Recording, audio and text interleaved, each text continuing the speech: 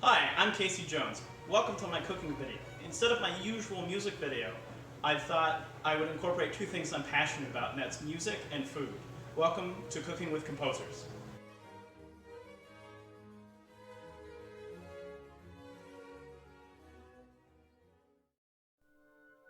Beethoven was born in 1770 in Bonn, which is in northwestern Germany. When he was 17, he moved to Vienna later to study under Joseph Haydn. You want to gather your ingredients as pictured.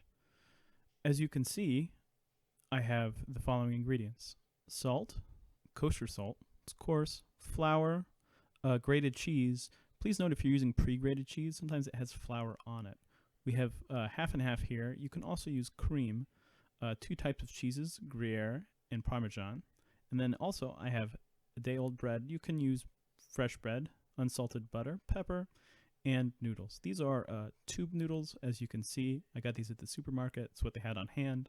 I would recommend you can use traditional macaroni as well as cavatappi or gemelli pasta.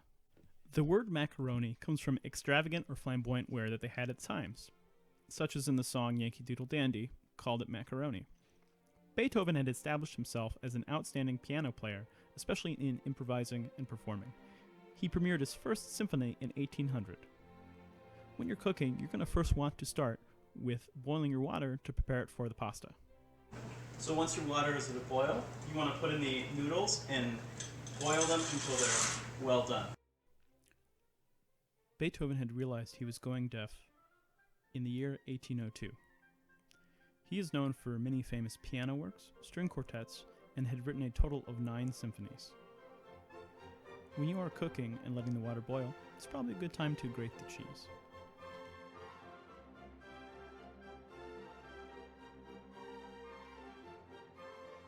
Once the noodles are cooked well done, drain them through a colander. I like to reserve a little bit of the starch water so I can add it back in the sauce a little bit later if it's too thick.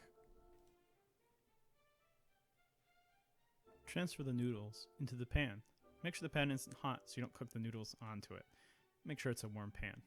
You're going to want to add the cream or the half and half to the pan. Make sure that you're stirring it so you're not scalding it or burning it. Give it a nice even stir. Then you're going to add the butter. And when you add the butter, you're also going to want to keep stirring it. Add the flour to thicken up the butter and cream sauce a little bit as you do that.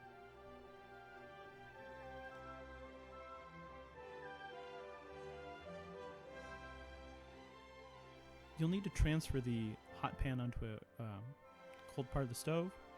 Stir in the cheese so it starts to melt as you stir through the pasta. Beethoven had changed the idea of what a composer is and does, often asked his musicians to play specific things, and turned the whole idea of what musicians do toward the composer. And there we have it, mac and cheese. Feel free to garnish with a little bit of pepper at the end.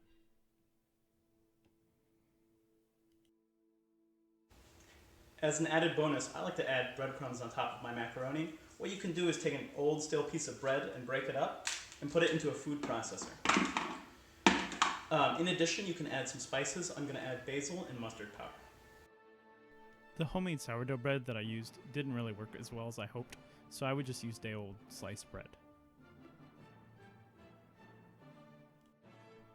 Once you put the breadcrumbs in the macaroni, you can put it in the broiler to make it toasty on the top. If you don't have a broiler, that's okay, it'll still be just as good.